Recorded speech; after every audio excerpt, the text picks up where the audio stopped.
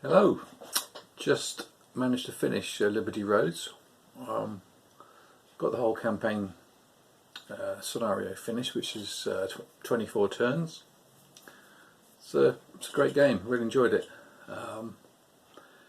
An Allied defeat, unfortunately for them. They got to the West Wall, but it's a tough nut to crack. I think they were assaulting Aachen. I think they took Saarbrücken, and they were adjacent to a number of other German cities. And you've got to essentially take 7 German cities and also exit quite a large number of divisions off the eastern map edge. And if you do both of those, you get an Allied win. If you do one of the above, it's a draw. So it goes down as a German win because neither objective was achieved.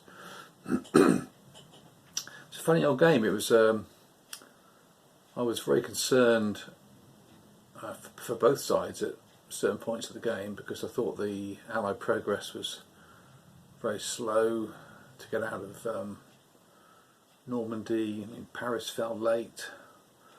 The Germans seemed to be defending effectively, but on the flip side, the German dead pile looked horrendous. And once you get to the Seine, and that's the last defensive line you can really fall back to before really falling right back into the Netherlands, because there's a large expanse of pretty open terrain with no real obvious defensive lines, and a lot of the German units are not motorised, so when you pull back, you tend to leave a few roadblocks, and the more motorised and the sort of quicker units can kind of get away, leaving a few roadblocks behind. So that adds to the body count of the Germans.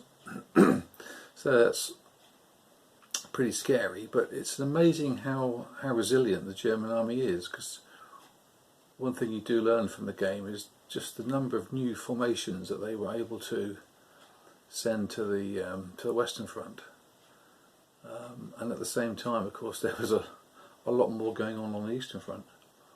So great sort of powers of sort of strength and depth to keep fielding some sort of force to delay and stop the Allied crusade.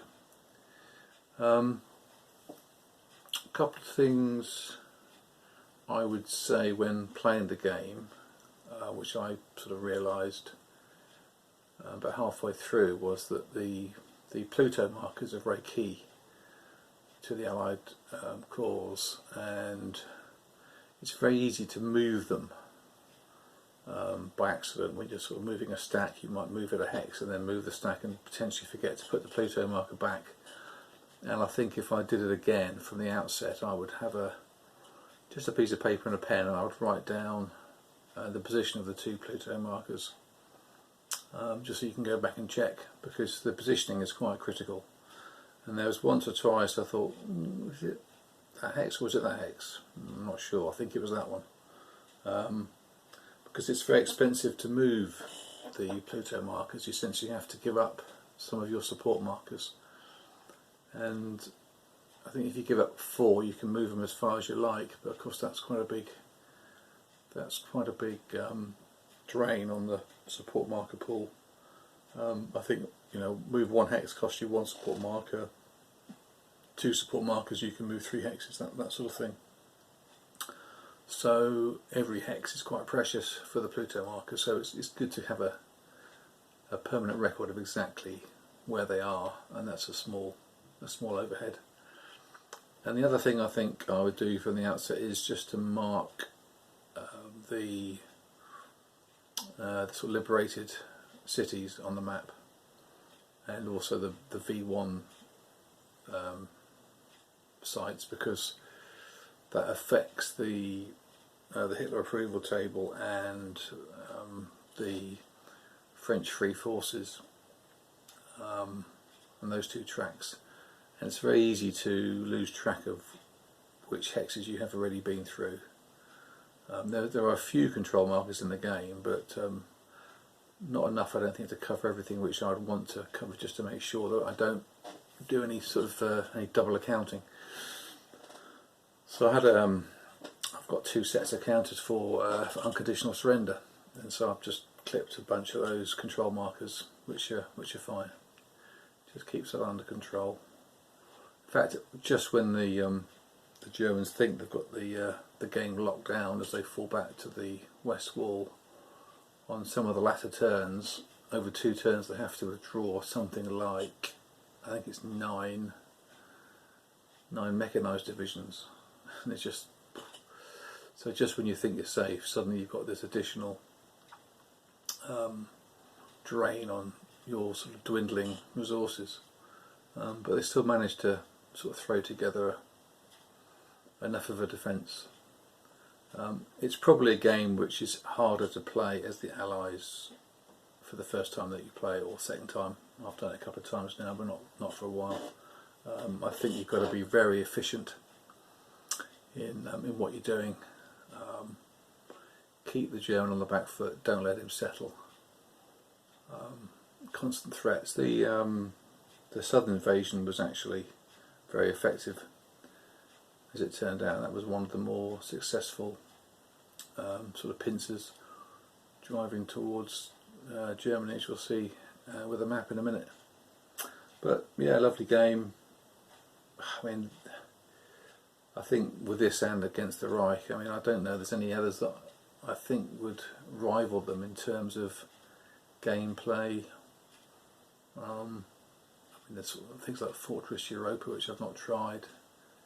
Doesn't particularly appeal to me. I know some people play it, but many of the others sort of focus on the invasion in Normandy itself, and more of a small operational affair. This covers the whole sort of 44 campaign really, as does Against the Reich, and I'm not sure there's many others that do that, and I think they both do it in a different way. I think they're both successful in what they do. As to which I prefer, well, this has got a bit more chrome in it, a bit more of a storyboard. Against the Reich is, I think, simpler in many respects, but both have got many points to commend them. So quick look at the map, and I'll have to think about what to play next. So we'll start in Normandy. You can see these control markers don't come with the game. These are from unconditional surrender, but they do the job nicely. Managed to eventually take Brest. Taking the second port is really quite difficult because you need to be quite close to one of the Pluto markers, otherwise you get lots of negative dial modifiers. And the problem is, of course, your Pluto marker tends to be around Normandy, and that's a big swing. You have to spend 4 support markers to get it close to Brest. I actually use the Red Ball Express support kit, which allows an HQ to behave as a Pluto marker for 1 turn, and that's how Brest was made operable. But essentially, once you've used that particular support marker, it gets taken out of the game for about 8 turns, so you can't really rely on that to do a lot of the ports. So I only actually got 2 major ports opened up. The ones down here in Calais and Dunkirk, never got those under control in terms of the ports being usable. You can see the drive pushed on.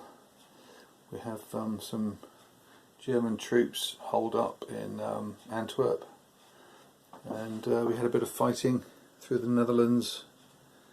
They were just actually fighting for Arnhem and Eindhoven.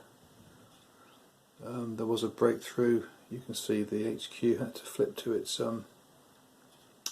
pontoon side to throw supply, and Patton drove across, and they're adjacent to another couple of German cities.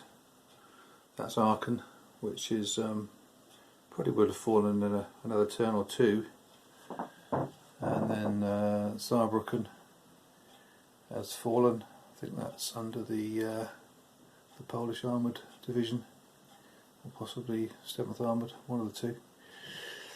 And here was the other big breakthrough through the West Wall in the south. There's a number of American Armoured Divisions, and you can see there is a route off map there. I think that's Stuttgart and there, but there's just enough of a defensive line to hold them up for this turn, and possibly one more, so pretty close. But and just by the way, these are the 9 mechanised divisions that had to be withdrawn, along with some infantry divisions. So they are on turn 19 and 20, so just when you need them the most, they disappear. But yeah, what a good game, very well designed. Big thumbs up to the designers of this one. A lot of work, I think, went into this, and it certainly plays very nicely.